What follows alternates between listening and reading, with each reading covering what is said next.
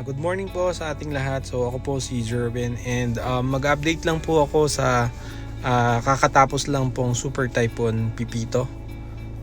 So today po aalamin po natin yung naging epekto ng bagyong Pepito sapagkat signal number 4 po dito sa bayan ng Caranglan. At mas maswerte lang po ng konti sa mga signal number 5 kagaya ng Aurora, Quirino, Catanduanes, yung mga area po na yan. Ang goal po natin is ma-check yung mga lugar dito sa aming bayan. So dito nga po, nagsimula tayo sa mismong bayan ng Caranglan. Papunta po tayo sa Barangay Bunga. At ang agenda po natin dyan ay upang ma-check din po yung ating pinrepare na lupa para sa melon. So kakatapos lang po ng land preparation and particularly yung paglalagay po ng plastic mulch doon sa ating mga plots ng melon. So dito nga po tayo sa Barangay RA Padilla sa ngayon. Dito po malapit yung Baluarte River. Tinatawag po namin ilog ng Baluarte. At tuwing may ulan nga, malakas na ulan nga po at mga bagyo, ay talaga naman pong naiipon at sobrang luwang po ng ilog na ito. Ang isa pong masaklap dito ay nag-overflow po ang ilog at talagang nadadamay po yung mga karatig saka at ilang kabahayan. So makikita natin na talaga namang hindi po kami pinaligtas ng Super Typhoon Pipito, pero generally medyo okay naman po. And dito talagang, ito po dati pong bukid yan, pero may mga maliliit pong establishments na nakapagtayo dito kagaya niyan. At makikita nyo naman na ang dinaanan, makikita nyo yung dinaanan ng tubig. So ayan po, halos matangay po yung ilang sasakyan at mabuti na rin po hindi naman talagang sobrang lakas, pero gayon pa man talagang makikita natin na may bakas ng mga tubig. So dito sa daan, masama po dito itong bukid na to, nakapagsimula na po silang magtanim and talagang wala na po. So dinaanan na po ng tubig yung pananim dito or saka na palay. So tanaw na din po dito yung luwang ng ilog ng Baluarte. Medyo mataas po tong bayan ng Caranglan. So kung bumaha po ang bayan ng Caranglan, talagang baha po ang mga nasa ibaba. Ang bayan po ng Caranglan ay medyo nasa parteng norte ng Central Luzon. Malapit po kami sa bayan ng San Jose. Ayun. Ito po yung luwang ng ilog. Normally maliit lang po yung ilog dito at talaga namang lumuwang po siya ngayon. So ito yung aming tulay. May nangyari rin po dito ng mga nakaraan na nadamay or sa sobrang lakas is naputol po yung tulay. And thankfully, okay naman po yung ating tulay sa ngayon. Pasalamat na rin po tayo sapagkat sa ibang lugar ang balita po ay talagang nasalanta po ng bagyo. So sana po okay yung ating mga kababayan, and at the same time wala pong masyadong mga bahay, pananim at syempre buhay na nawala dahil sa Super Typhoon na to. Bilang ganito po yung nangyayari, nasasanay na rin po tayo taon-taon. Letrang A to Z po ang bagyo dito sa Pilipinas. Kung sa iba po ay lindol, dito po sa atin ay bagyo po ang talagang nararanasan po natin. So bilang magsasaka o anak ng magsasaka dito sa Pilipinas, ramdam na ramdam po talaga natin ang bagyo. So tuwing magkakaroon ng bagyo, malaki pong lugi ang nangyayari dito sa bayan ng Pilipinas. Particularly po sa aming bayan sa Caranglan. Okay, so nandito po tayo ngayon kakalagpas po ng Barangay RA Padilla. Papunta po tayo ng Barangay Bunga kung saan nandun nga po yung aming melon farm. So kakatapos lang po ng preparation ng melon. And ayun po, umaasa po tayo na hindi po masyadong naapektuhan yung mga plastic mulch.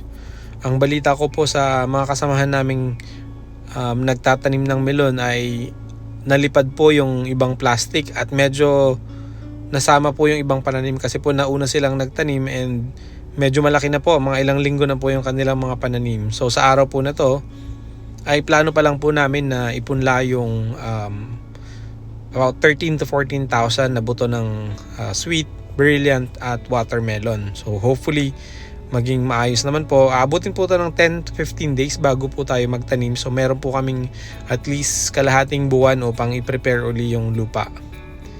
And yung pataba po or fertilizer na nailagay na namin, hopefully hindi man po masyadong na-wash out at inabsorb na po ng bukid or ng lupa. So makikita ninyo yung talagang daan dito is nag-overflow po yung mga drainage, kaya naman po sumasampa na po yung tubig sa ating mga daan.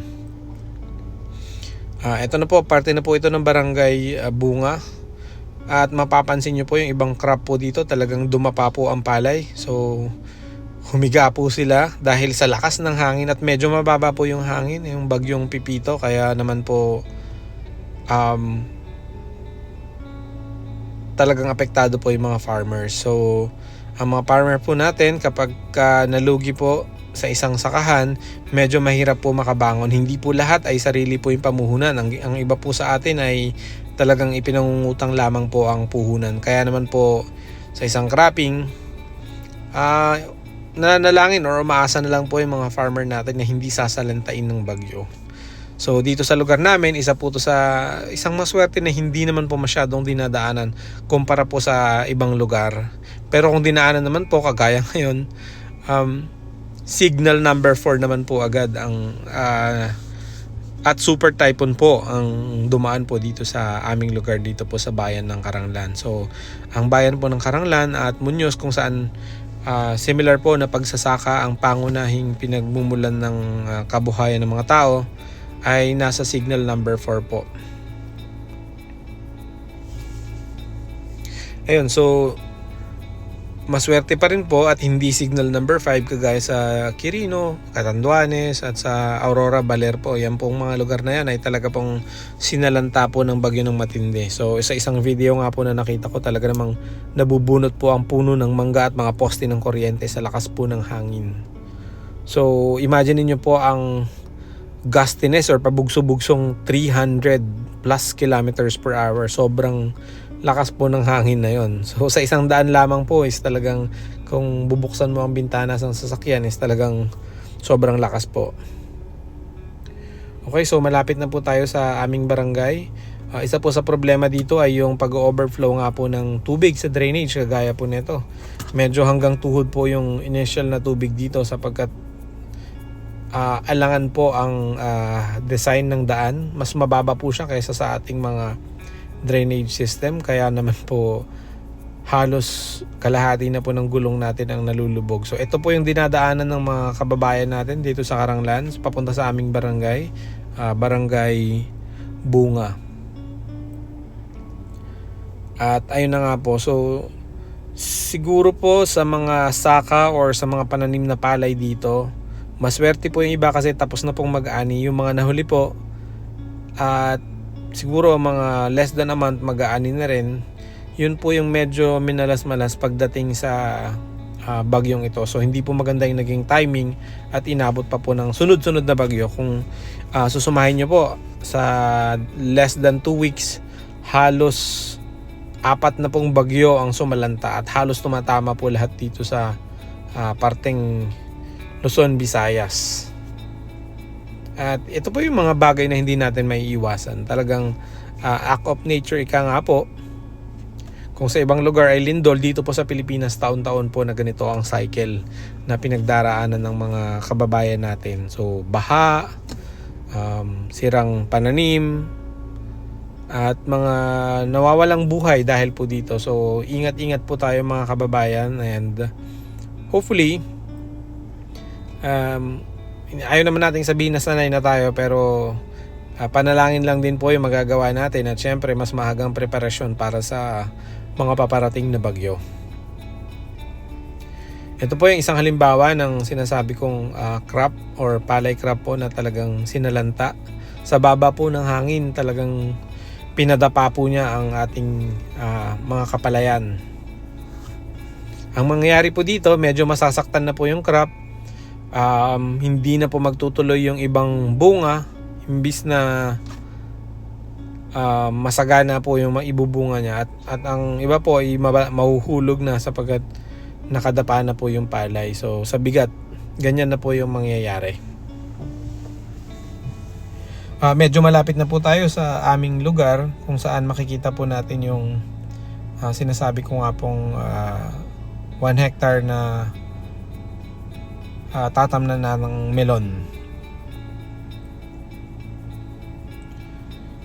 So ayun na nga po, sana naman po hindi po ganito yung sinapit sa ibang lugar. At sana naman medyo okay po ang kanilang pananim.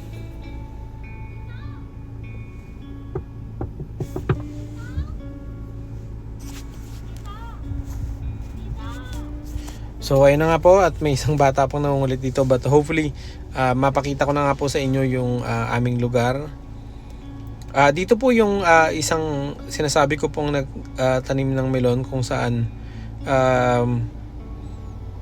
naapektuhan po yung mga pananim nila kasi nauna po sila and natangay po ng hangin yung ibang plastic at sinama po yung pananim. Talaga masasaktan na po yung melon pagka ganun. Ito po yung sitio Nagpandayan dito sa aming lugar. Medyo malapit-lapit na rin po sa sitio Nagkamiling at Daldalaya po yung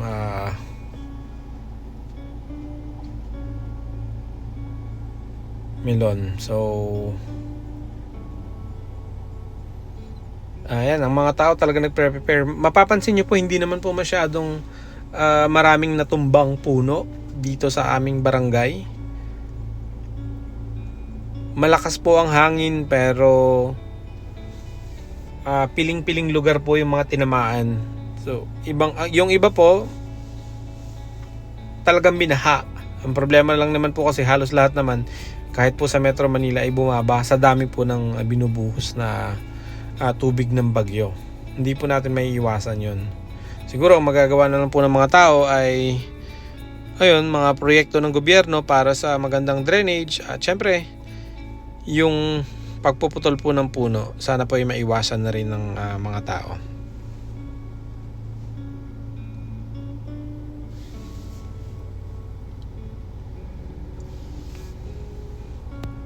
Okay, so ito na po, medyo malapit na po tayo sa aming lugar.